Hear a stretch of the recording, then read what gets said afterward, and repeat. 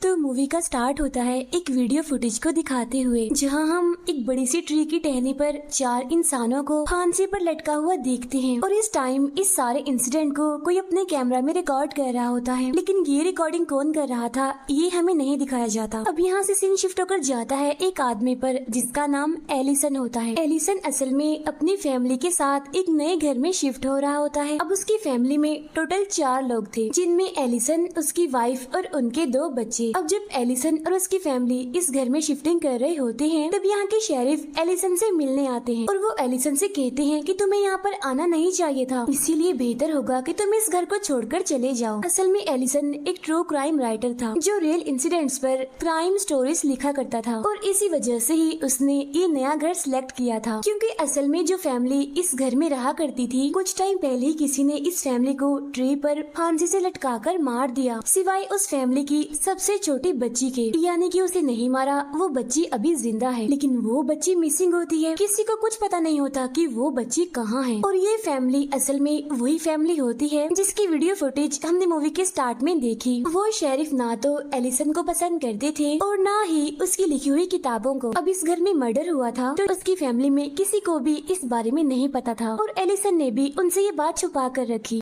Allison ने 10 साल पहले एक किताब लिखी थी जो कि उस टाइम काफी मशहूर हुई, लेकिन उसके बाद 10 साल गुजर गए हैं और अभी तक एलिसन की कोई भी क्राइम बुक हिट नहीं हुई। तो इसीलिए एलिसन इस बार एक अच्छी क्राइम स्टोरी लिखना चाहता था। अब एक रूम में एलिसन अपने ऑफिस के सामान को सेट करने लग जाता है, जहाँ उसे एक बॉक्स मिलता है। उस बॉक्स में एक प्रोजेक्टर था और साथ ही साथ 5 मूवीज की रील्स थी। असल में ये 5 रील्स 5 अलग अलग फैमिलीज की थी। सारे रील्स पर फैमिलीज के नाम भी लिखे हुए थे। अब इस पहली रील में हम पहली फैमिली को देखते हैं जो कि इसी घर में रह रही थी जहाँ पर आज एलिसन शिफ्ट हुआ था। वो फैमिली काफी एंजॉय कर रही थी और काफी खुश भी थी, लेकिन फिर अगले ही सीन में कोई इस फैमिली को ट्री पर फांसी से लटकाकर मार देता है। इसके बाद एलिसन दूसरी फैमिली की रील को चलाता है, जहाँ इस वीडियो में हम दूसरी फैमिली को देखते हैं जहाँ किसी ने इस फैमिली को गाड़ी के अंदर बांधा हुआ था, लेकिन फिर अचानक से ही कोई उस गाड़ी को आग लगा देता है, जिससे वो पूरी फैमिली गाड़ी के अंदर ही जलकर मारी जाती है। अब इन दोनों रील्स को देखकर एलिसन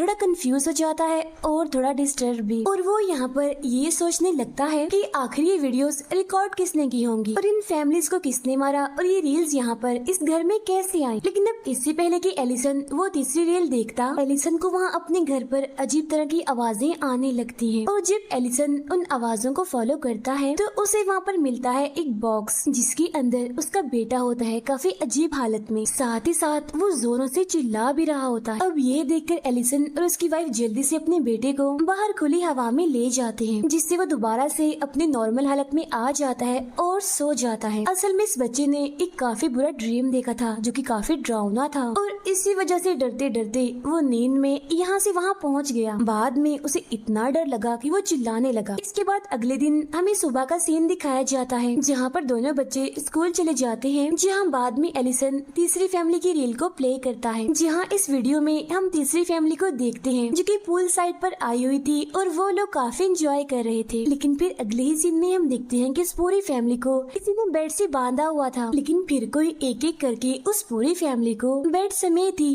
पानी में गिरा देता है, और इस वजह से उस पूरी फैमिली की ही पानी में डूबने की वजह से मौत हो जाती है। अब ये वीडियो देखने के बाद एलिसन दोबारा इसी वीडियो को स्लोमो में देखता है, जहाँ इस बार उसे पूल के पानी में अजीब सा आदमी दिखता है। फिर इसके बाद अगले दिन एलिसन चौथी रील को प्ले करता है। इस वीडियो में हम दिखते हैं कि इस फैमिली के सारे मेंबर्स अपने अपने कमरों में सो रहे हैं, लेकिन तभी वहाँ पर कोई आ जाता है और वो इस फैमिली के सभी मेंबर्स का गला एक एक करके काट देता है, जिससे मौके पर ही उन सबकी मौत हो जाती है। अब ये वीडियो देखने के बाद एलिसन इस फैमिली के बारे में इंटरनेट पर सर्च करता है, जहाँ उसे इस फैमिली के बारे में ये पता चलता है कि इस फैमिली की मौत सेम ऐसी हुई जैसी कि वीडियो में दिखाई गई, लेकिन इस फैमिली का जो छोटा बच्चा था उसकी डेड बॉडी नहीं मिली थी। यानी इसका मतलब ये है कि वो जिंदा था, लेकिन वो कहाँ था इसके बारे में कोई भी नहीं जानता था। हम ये बात समझ पाते हैं कि ये किलर जो भी था वो फैमिलीज को मारने के बाद उन फैमिलीज के छोटे बच्चे को जिंदा छोड़ दिया करता था, जो बच्चा बाद में मिसिंग हो जाया करता था। अभी एलिसन इस फैमिली के बारे में ये सारी बातें पढ़ ही रहा था कि तभी अचानक से वहाँ पर लाइट चली जाती है, जहाँ एलिसन को दोबारा से अपने घर में वही अजीब तरह की आवाजें सुनाई देने लगती हैं। दोबारा से इन आवाजों को फॉलो करता है और फॉलो करते करते वो आ जाता है इस घर के एटिक में, जहाँ उसे कोई इंसान तो नहीं मिलता, लेकिन उसे वहाँ पर वीडियो रील्स के बॉक्स का ऊपर वाला हिस्सा मिल जाता है। और सरप्राइजिंगली इसके अंदर उन सभी फैमिलीज के मर्डर को ड्रॉ किया गया था। लेकिन यहाँ पर नोटिस करने वाली बात ये थी कि इन सारे ड्रॉइंग्स में एक एक्स्ट्रा कैरेक्टर को ड्रॉ किया गया था। जैसे एलिसन उस बॉक्स को लेकर वहाँ से जाने लगता है तो तभी अचानक से एटिक का फ्लोर टूट जाता है, जिससे एलिसन सीधा एटिक से नीचे जाके गिरता है। इसकी वजह से वो जख्मी हो जाता है। नेक्स्ट डे इस एरिया का डेप्यूटी एलिसन से मिलने के लिए उसके घर पर आता है। जब उसे पता चलता है कि एलिसन को चोट लगी है तो वो उससे पूछता है कि सर क्या हुआ आपको, आप ठीक तो है ना, ज्यादा चोटें तो नहीं आई आपको? क्योंकि असल में ये डेप्यूटी एलिसन की बुक्स का काफी बड़ा फैन था। वो डेप्यूटी एलिसन से कहते हैं कि अगर आपको कोई भी हेल्प चाहिए तो आप बिना झिझक मुझे बता सकते हैं। अब डेप्यूटी की ये बातें सुनकर एलिसन उनकी हेल्प को एक्सेप्ट कर लेता है और एलिसन उनसे उन रील्स में हुए मर्डर्स की डिटेल्स लाने को कहता है। तब इस बात के लिए डेप्यूटी मान जाते हैं। अब उस बॉक्स में जो एक्स्ट्रा कैरेक्टर ड्रॉ किया गया था, एलिसन उस कैरेक्टर को हर वीडियोस में ढूंढने की कोशिश करने लगता है, जहाँ जूम करने पर उसे हर वीडियो में ही वही ड्राउनी शक्ल दिखती है, यानी जैसे उसने पूल में देखी थी, जहाँ पूल में डूबने से उस फैमिली की मौत हुई थी। फिर इसी रात हम देखते हैं कि जब ये सारी फैमिली सो रही होती है तो एलिसन के ऑफिस में ये सारी वीडियोस अपने आप से ही प्रोजेक्टर में प्ले हो जाती हैं। और जैसे एलिसन प्रोजेक्टर को बंद करता है तो उसे ट्री के पास वही खतरनाक आदमी दिखता है जो कि उसने बाकी वीडियोस में देखा था, लेकिन अब उसे ये हकीकत में दिखता है। अब हालांकि यहाँ पर एलिसन डरा होता है, लेकिन फिर भी किसी तरह वो हिम्मत करता है और एक बेसबॉल बैट लेकर घर के बैकयार्ड में जाता है चेक करने के लिए, जहाँ उसे वो डरावना सा आदमी तो नहीं दिखता, बल्कि उसे अपना ही बेटा वहाँ पर दिखता है, जो कि बाहर सर्दी में बुरी तरह से कांप रहा होता है। और इस सीन में हम एलिसन के पीछे उन सारे बच्चों के स्पिरिट्स को भी देखते हैं, यानी जिन फैमिलीज की मौत उन रील्स में देखी थी। अगली सुबह डेप्यूटी बताते हैं कि मैं उन सारे मर्डर्स पर अच्छे से रिसर्च कर रहा हूँ, लेकिन मैंने उन वीडियोस में एक कॉमन सिंबल हर जगह पर देखा है और मेरा ख्याल है कि हमें इन सारी चीजों के लिए एक प्रोफेसर के पास जाना चाहिए, जिन्हें मैं जानता हूँ क्योंकि वो एक प्रीस्ट है, साथ ही साथ वो इन सारी चीजों के बारे में काफी एक्सपर्ट भी है। इसी रात एलिसन आखिरी रील को प्ले करता है, जहाँ इस बार एक फैमिली को एक ग्रास कटर से काफी बुरी तरह से काट कर मार दिया जाता है। एलिसन इस वीडियो को देखकर काफी डिस्टर्ब हो जाता है और इसीलिए वो उस प्रोफेसर से वीडियो कॉल पर बात करता है। यहाँ एलिसन उस प्रोफेसर को उन वीडियोस में हुए मर्डर और सिंबल्स के बारे में बताता है। तब इन सबको देखकर प्रोफेसर बताते हैं कि ये सिंबल असल में एक डीमन से रिलेटेड है। ये डीमन फैमिलीज के सारे मेंबर्स को मारकर उस फैमिली के एक बच्चे को अपने साथ ले जाता है सोल वर्ल्ड में। वहाँ जाने के बाद वो उस बच्चे को कैद कर लेता है और फिर एक टाइम ऐसा आता है जब वो उस बच्चे को खा लेता है। अब इस घर में दोबारा से हम उन्हीं मिसिंग बच्चों की सोल्स को देखते हैं, यानी जिन मिसिंग बच्चों को वो डीमन ले गया था अपने साथ सोल वर्ल्ड में। वो सभी बच्चे इस घर में इधर से उधर, यहाँ से वहाँ भाग रहे थे। और इतना ही नहीं बल्कि एलिसन की जो बेटी होती है उससे भी अब ये मिसिंग बच्चे दिखने लगे थे। और अब क्योंकि ये बच्ची काफी अच्छी ड्राइंग कर लेती थी तो इसीलिए वो अपने रूम की वॉल्स पर इन्हीं मिसिंग बच्चों की ड्राइंग्स बनाने लगती है। और इन्हीं ड्राइंग्स की वजह से एलिसन की वाइफ को ये बात पता चल जाती है कि इस घर में कुछ फैमिलीज के मर्डर हुए थे और इसी वजह से एलिसन ने इस घर को चूज किया और उसने आज तक ये बात अपनी फैमिली से छुपा कर रखी। इस वजह से एलिसन की वाइफ उस पर काफी गुस्सा करती है, जहाँ बाद में इन दोनों के बीच बहस हो जाती है। इसी रात को एलिसन को फिर से इस घर के एटिक से आवाजें आने लगती हैं और जब वो ऊपर जाता है तो वो देखता है कि वहाँ उन सारे मिसिंग बच्चों की सोल्स एक साथ बैठी हुई हैं और वो प्रोजेक्टर में उन वीडियो रील्स को देख रहे होते हैं। और जैसे ही वो एलिसन को देखते हैं तो वो उसे बिल्कुल चुप रहने के लिए कहते हैं। अभी एलिसन ये सब कुछ देख ही रहा होता है तो तभी वहाँ पर अचानक से एलिसन के सामने वही डीमन आ जाता है, जिसे देखकर एलिसन इतना डर जाता है कि वो दोबारा से एटिक से नीचे गिर जाता है। अब इन सारी चीजों को देखते हुए एलिसन टाइम ज़ाया ना करते हुए उस प्रोजेक्टर और उन सारे फिल्म रील्स को एक साथ जला देता है और उसी रात ही वो अपनी फैमिली के साथ उस घर को छोड़ देता है और वापिस से अपने पुराने घर में आ जाता है। अब नेक्स्ट डे अपने पुराने घर में वापिस आने के बाद एलिसन दोबारा से उस प्रोफेसर से बात करता है, जहाँ वो प्रोफेसर एलिसन को बताते हैं कि वो डीमन असल में अपनी दुनिया से हमारी दुनिया में तभी आ सकता है जब कहीं ना कहीं पर उसकी पिक्चर्स और उसकी वीडियोस हों। और अब यहाँ पर एलिसन अपने लैपटॉप से मर्डर से रिलेटेड रिलेटेड सारी चीजों को फौरन ही डिलीट कर देता है। लेकिन तभी यहाँ पर एलिसन के पास डेप्यूटी की कॉल आती है। यहाँ वो एलिसन को ये बात बताते हैं कि मैंने उन सारे मर्डर्स को अच्छे से एग्जामिन कर लिया है, मुझे एक खतरनाक बात पता चली है। और वो बात ये है कि एलिसन असल में आपको वो घर छोड़ना नहीं चाहिए था, क्योंकि हर वो फैमिली जो उस डीमन का शिकार हुई वो पहले उसी घर में रह रही थी जहाँ पर एलिसन रह रहा था। लेकिन फिर जैसे ही उन फैमिलीज ने घर चेंज किया तो वैसे ही वो फैमिलीज मारी गयी। और अब यहाँ पर एलिसन को इस घर के एटिक से भी अजीब तरह की आवाजें सुनाई देने लगती हैं। और जब एलिसन चेक करने के लिए वहाँ पर जाता है तो उसे वहाँ पर दोबारा से वही बॉक्स मिलता है, यानी जिसमें वही प्रोजेक्टर और उन फैमिलीज की रील्स थी। सभी चीजों को तो एलिसन ने पिछली रात ही जला दिया था, तो फिर यहाँ पर ये कैसे आई और बिल्कुल सही सलामत। और तो और एलिसन को इस बार उन रील्स के अलावा एक और रील मिलती है। और जब एलिसन इस रील को प्रोजेक्टर में प्ले करता है तो यहाँ पर हम देखते हैं कि हर वो फैमिली जो उन रील्स में मरी थी उन्हें किसी और ने नहीं बल्कि उनके अपने घर के ही बच्चों ने मारा था, यानी जो मिसिंग हो गई थी। क्योंकि असल में उस डीमन ने उन बच्चों को पोजेस्ट कर लिया था। और जब डीमन ने उन बच्चों के जरिए उनकी फैमिलीज को मरवा दिया तो उसके बाद डीमन उन सभी बच्चों को अपने साथ ले गया अपनी दुनिया में, यानी सोल वर्ल्ड में, जहाँ बाद में उन बच्चों के बारे में ये बात फैल गई कि वो बच्चे मिसिंग हो गए हैं, लापता हो गए हैं। खैर अभी एलिसन इस वीडियो को देख ही रहा होता है कि तभी उसे अजीब सा महसूस होने लगता है। और जब वो अपनी कॉफी वाला कप चेक करता है तो वो उसमें अजीब तरह की ग्रीन कलर की एक चीज देखता है। यहीं पर एलिसन को एक नोट भी मिलता है जिस पर लिखा हुआ था गुड नाइट डैडी। और अब जैसे ही एलिसन इस नोट को पढ़ता है तो वो फौरन से ही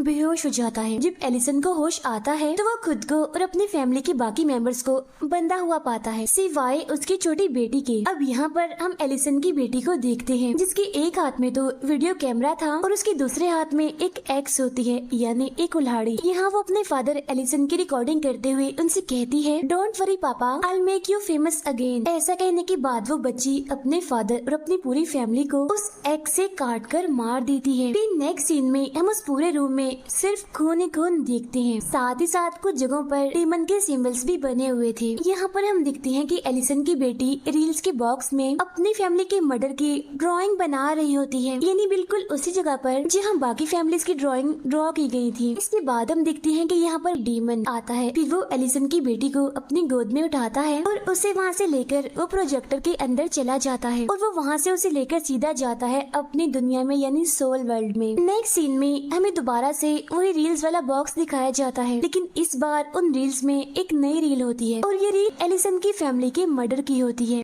और अब मैं एक्सप्लेन करूंगी इसके पार्ट 2 को। तो पार्ट 2 के स्टार्ट में हम एक बच्चे को देखते हैं जिसका नाम डेलन होता है, जहाँ डेलन को सोते हुए एक ड्रीम आता है जिसमें कोई आदमी 3 लोगों को जिंदा ही जलाकर मार देता है। अब इस खतरनाक ड्रीम को देखकर डेलन की आंख फौरन ही खुल जाती है और तभी यहाँ पर अचानक से वो अपने सामने उसी डीमन को देखता है। अब ये सीन यहाँ पर चेंज हो जाता है और हम दोबारा से उसी डेप्यूटी को देखते हैं। यहाँ इस डेप्यूटी को उनकी पोस्ट से हटा दिया गया था क्योंकि उन्होंने एलिसन की इलीगली हेल्प की थी और इसी वजह से फिलहाल के लिए वो एक डिटेक्टिव का काम कर रहे थे। इसके बाद हम देखते हैं कि डिटेक्टिव यानी कि डेप्यूटी एक चर्च में जाते हैं, जहां पर हम ये जान पाते हैं कि एलिसन के मरने के बाद ये डेप्यूटी अपना सारा टाइम उस डीमन पर रिसर्च करके गुजारते हैं और वो उन सभी घरों को जला रहे थे, यानी जहाँ पर डीमन ने लोगों को मारा था, ताकि उस घर में कोई दूसरी फैमिली ना जा सके, जिससे उस डीमन को उसका शिकार ना मिले और उसका ये पूरा कर्ज चेन टूट जाए। नेक्स्ट सीन में हम एक लेडी को देखते हैं जिसका नाम कर्टनी होता है, जो कि अपने 2 जुड़वा बच्चों के साथ रहती है, जिनमें से उसके एक बेटे का नाम होता है डेलन। और ये लोग भी एक नए घर में शिफ्ट हो रहे थे। असल में कर्टनी का हस्बैंड एक काफी जालिम इंसान था जो कि अपने बीवी बच्चों पर बहुत जुल्म किया करता था। तो इसी वजह से कर्टनी ने अपने बच्चों को लेकर अपने हस्बैंड को छोड़ दिया था और वो यहाँ इस नए घर में रहने के लिए आई थी। अब यहाँ कर्टनी का बेटा डेलन वही बच्चा था, यानी जिसे मूवी के फर्स्ट सीन में हमने देखा था, जिसको एक डरावना सा ड्रीम आया था और उसने अपने सामने उस डीमन को भी देखा था। असल में ये लोग अभी जिस नए घर में शिफ्ट हुए थे, ये घर उस डीमन के विक्टिम्स वाले घर में से एक था। और जब से ये लोग यहाँ पर इस नए घर में आए थे, डेलन को तभी से इस घर में अजीब तरह की चीजें नजर आ रही थी। साथ ही साथ वो यहाँ पर उन मिसिंग बच्चों की सोल्स को भी देख पा रहा था और ये टोटल 5 बच्चों की सोल्स होती हैं। अब इन मिसिंग बच्चों में से एक बच्चा एक दिन डेलन के पास आता है और उसे अपने साथ वो घर के बेसमेंट में ले आता है, जहाँ एक दूसरा बच्चा डिलन को अपनी फैमिली की रील दिखाता है और अब ये लोग इस रील को प्ले करते हैं। यहाँ पर हम देखते हैं कि इस बच्चे की पूरी फैमिली को तालाब के ऊपर लटकाया गया है, लेकिन तभी अचानक से एक मगरमच्छ बाहर निकल कर आता है और फैमिली के सभी मेंबर्स को जिंदा ही वो निगल लेता है। और अब ये वीडियो देखकर डिलन काफी डर जाता है, इसीलिए वो फौरन वहाँ से यानी बेसमेंट से अपने कमरे की तरफ भागता है। इसके बाद हम दोबारा से डेप्यूटी को देखते हैं जो कि डीमन के विक्टिम्स वाले घरों को एक एक करके जलाता जा रहा था। तब उसे इस सभी के दौरान एक घर के बारे में पता चलता है जो कि असल में एक टाउन में होता है और अब डेप्यूटी फौरन ही उस घर को जलाने के लिए निकल पड़ते हैं। लेकिन अनलकीली यहाँ पर पहुंचकर उसे पता चलता है कि कुछ टाइम पहले ही इस घर में तो एक फैमिली शिफ्ट हो गई है और ये फैमिली असल में कोई और नहीं बल्कि डिलन की ही फैमिली थी, यानी उसका भाई और उसकी मदर। फिर जब कर्टनी यहाँ पर डेप्यूटी को देखती है तो उसे ये गलतफहमी हो जाती है कि शायद इसे मेरे हस्बैंड ने ही भेजा होगा हमें वापस ले जाने के लिए। लेकिन जैसे ही उसका ये डाउट क्लियर होता है तो वो दोनों आपस में बातें करने लगते हैं और इन्हीं बातों के बीच उन दोनों इन्हें डेप्यूटी और कर्टनी की काफी अच्छी दोस्ती हो जाती है। लेकिन यहाँ पर डेप्यूटी कर्टनी को इस घर की सच्चाई नहीं बताता क्योंकि वो ये नहीं चाहता था कि कर्टनी और उसके बच्चे डर जाएं। ये बात सुनकर इसी रात को दोबारा से ये सारे मिसिंग बच्चे डिलन को अपने साथ बेसमेंट में ले जाते हैं और इस बार एक बच्ची उसे अपनी फैमिली की रील दिखाती है और इस फैमिली का वाकया होता है क्रिसमस का, जहाँ क्रिसमस के मौके पर इस बच्ची ने अपनी पूरी फैमिली को बर्फ में जिंदा दफनाकर मार दिया था। नेक्स्ट डे डेप्यूटी फिर से इस घर पर आते हैं रिसर्च करने के लिए, जहाँ अब की बार उसकी मुलाकात डिलन से भी होती है और जब डेप्यूटी डिलन से बात करते हैं तो उन्हें ये बात समझ आती है कि इस बार उस डीमन ने इस फैमिली में से डिलन को चूज किया है। अब यहाँ पर वो डेप्यूटी डिलन से इस बारे में बातें कर ही रहा होता है कि तभी यहाँ पर कर्टनी का हस्बैंड आ जाता है अपने बच्चों को वापस ले जाने के लिए। यहाँ पर वो अपने साथ कुछ पुलिस ऑफिसर्स को भी लाया होता है। फिर जब ये लोग कर्टनी के बच्चों को अपने साथ ले जा रहे होते हैं कि तभी यहाँ पर डेप्यूटी अपना एक्सपीरियंस इस्तेमाल करते हुए उनसे लीगल पेपर मांगता है। लेकिन अब क्योंकि इनके पास पेपर्स नहीं थे तो कर्टनी के हस्बैंड और उन पुलिस ऑफिसर्स को यहाँ से खाली हाथ ही वापस जाना पड़ता है। अब उस डेप्यूटी की इतनी बड़ी हेल्प के बाद कर्टनी और डिलन डेप्यूटी से कहती हैं कि आज रात आप हमारे साथ हमारे घर पर ही रुक जाइए और तब इस बात पर डेप्यूटी भी मान जाता है। फिर रात को खाना खाने के बाद कर्टनी और डेप्यूटी एक दूसरे से अपनी अपनी लाइफ की बातें कर रहे होते हैं और इस तरह से उनके बीच एक बॉन्ड सा बनता जा रहा था। इसी रात दोबारा से वो मिसिंग बच्चा डिलन को अपने साथ बेसमेंट में ले जाता है, जहाँ इस बार एक दूसरा बच्चा डिलन को अपनी फैमिली की रील दिखाता है, जहाँ हम देखते हैं कि इस बच्चे ने अपनी पूरी फैमिली को किचन में बांधा हुआ था, जहाँ बाद में उसने अपनी फैमिली को इलेक्ट्रिक शॉक देकर मार दिया। अब यहाँ पर दोबारा से डिलन इन वीडियोस को नहीं देख पाता, इसीलिए अब की बार भी वो यहाँ से चला जाता है। लेकिन अब की बार डिलन का भाई उसको देख लेता है वहाँ से वापस आते हुए। इसी वजह से वो सीधा जाता है बेसमेंट में और वहाँ जाकर वो उस बच्चे से पूछता है कि तुम ये वीडियोस मेरे भाई को डिलन को ही क्यों दिखाते हो, मुझे क्यों नहीं दिखाते। तब इस बात पर वो मिसिंग बच्चा कहता है वो इसलिए क्योंकि उस डीमन ने तुम्हारे भाई डिलन को ही चूज किया है न कि तुम्हें, क्योंकि अभी तुम इस काबिल नहीं हो। और अब ये सुनकर डिलन का भाई उससे जलने लगता है। नेक्स्ट मॉर्निंग डेप्यूटी कर्टनी को अपना नंबर देता है और खुद वो चला जाता है एक डॉक्टर से मिलने और ये डॉक्टर असल में उसी प्रोफेसर का असिस्टेंट होता है। यहाँ आने के बाद ये लोग उस डीमन पर डिस्कस कर रहे होते हैं, जहाँ वो डॉक्टर डेप्यूटी को ये बताता है कि उस डीमन का हमारी इस दुनिया से कनेक्शन सिर्फ ये वीडियो रील्स नहीं है बल्कि तस्वीरों, म्यूजिक, रिचुअल और मेमोरीज के जरिए भी वो हमारी दुनिया में आसानी से आ सकता था। और ये सारी रिसर्च भी उस प्रोफेसर ने ही की थी, लेकिन अब वो प्रोफेसर कहाँ थे इस बारे में कोई भी नहीं जानता था, यानी कि अब वो भी मिसिंग थे, लापता थे। उधर हम देखते हैं डिलन की भाई को जो कि अपने भाई डिलन से बहुत ही ज्यादा जल रहा था, तो इस वजह से उन दोनों भाइयों में लड़ाई होने लगती है, जहाँ डिलन का भाई बेचारे डिलन को काफी मारता है ताकि वो ये बात साबित कर सके कि वो डिलन से ज्यादा स्ट्रॉन्ग है। और अब इस बात की बात कर्टनी डिलन के भाई को काफी डांटती है, लेकिन डिलन का भाई यहाँ अपनी मदर को ही अजीब तरह की बातें सुनाने लगता है। साथ ही साथ वो अपनी मदर कर्टनी को यहाँ पर ये भी कह देता है कि आप गलत हैं, मेरे पापा सही हैं। आज रात वो मिसिंग बच्चा फिर से डिलन के पास आता है और उसे अपने साथ बेसमेंट में ले जाता है, जहाँ अब की बार वो अपनी फैमिली की रील दिखाता है, जहाँ इस बच्चे ने अपनी पूरी फैमिली को चर्च में चूहों से कटवा कर बड़े ही डिस्टर्बिंग तरीके से मरवा दिया। इसके बाद ये लोग डिलन को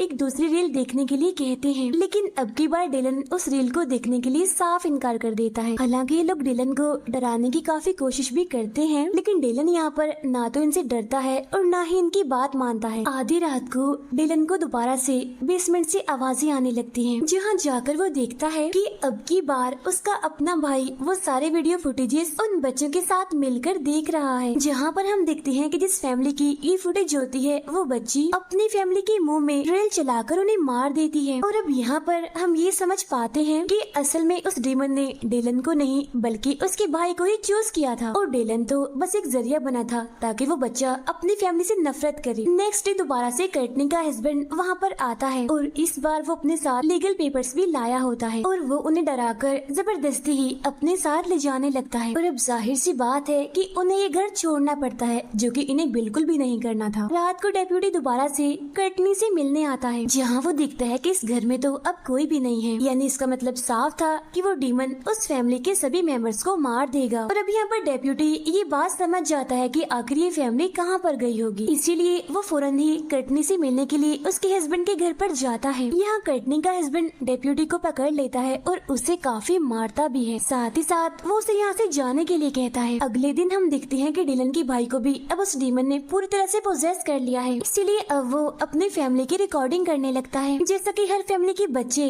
अपनी फैमिली को मारने से पहले करते हैं। यहाँ पर डिलन अपने भाई को रिकॉर्डिंग करते हुए देख लेता है, इसीलिए वो फौरन ही अपनी मदर की मोबाइल से डेप्यूटी को मैसेज करता है। वो मैसेज होता है हेल्प अस। उसी रात डिलन का भाई अपनी फैमिली के ड्रिंक में ग्रीन कलर का कोई लिक्विड मिला देता है, जिसकी वजह से उसकी पूरी फैमिली बेहोश हो जाती है। फिर वो अपने पेरेंट्स और अपने भाई डिलन को खेतों के पास इस तरह से लटका देता है जैसे वो लोग कोई स्केयर क्रो हो। और ये सीन असल में एग्जैक्ट वही सीन होता है जिसे मूवी के स्टार्ट में डिलन ने अपने ड्रीम में देखा था। रिकॉर्डिंग करते हुए डिलन का भाई सबसे पहले अपने फादर को ही जिंदा जला देता है, लेकिन इससे पहले कि वो अपनी मदर और अपने भाई को जला पाता, वहाँ डेप्यूटी आ जाता है और वो डिलन के भाई को अपनी गाड़ी से हिट कर देता है। फिर वो कर्टनी और डिलन को वहाँ से खोलकर यानी कि वहाँ से आजाद करके घर के अंदर ले आता है। अब घर के अंदर डिलन के भाई और उन 5 बच्चों की सोल्स उन सभी को ढूंढने लगती हैं, जहाँ वो डेप्यूटी समझदारी करके सबसे पहले कर्टनी और डिलन को एक जगह पर छुपा देता है। इसके बाद वो खुद किसी तरह जाकर डिलन के भाई का कैमरा तोड़ देता है, जिससे कि वो रिकॉर्डिंग आगे नहीं चल पाती। जैसे कैमरा टूटता है डिलन का भाई काफी डर जाता है, इसीलिए वो बेसमेंट में जाकर दूसरा कैमरा ढूंढने की कोशिश करने लगता है, लेकिन उसे वहाँ पर और कोई भी कैमरा नहीं मिलता। तभी बेसमेंट में उन 5 बच्चों की सोल्स भी आ जाती हैं। यहाँ आकर वो सारे डिलन के भाई से कहते हैं कि तुम बिल्कुल बेकार इंसान हो, तुम अपना काम तुम अपना टास्क पूरा नहीं कर पाए, इसीलिए अब वो तुमसे बहुत नाराज होंगे, वो यानी डीमन। और तभी यहाँ पर डिलन के भाई के पीछे वो डीमन आ जाता है। सबसे पहले वो डिलन के भाई की सोल पर कंट्रोल करता है और उसे अपने साथ ले जाता है सोल वर्ल्ड में, जहाँ बाद में उस पूरे घर में आग लग जाती है। यहाँ कर्टनी अपने बेटे को बचाने के लिए काफी रोती है, लेकिन यहाँ पर डेप्यूटी उसे काफी समझाता है, जहाँ बाद में वो कर्टनी और डिलन को लेकर घर से बाहर आ जाता है, क्योंकि उस पूरे ही घर में आग फैल चुकी थी। देखते ही देखते पूरा घर जलकर राख बन जाता है। इसके बाद डेप्यूटी कर्टनी और डिलन को लेकर एक होटल में आता है, लेकिन यहाँ पर अचानक से एक टेप चल पड़ती है, जिसमें एक बच्चा बार बार डेप्यूटी को बुलाते हुए उसे कहने लगता है डेप्यूटी डेप्यूटी मेरी बात गौर से सुनो। और तभी यहाँ पर अचानक से उसके सामने वो डीमन आ जाता है। डीमन की इतनी खौफनाक शक्ल को दिखाते हुए इस मूवी के दोनों पार्ट यहीं पर एंड हो जाते हैं। Thank you for watching.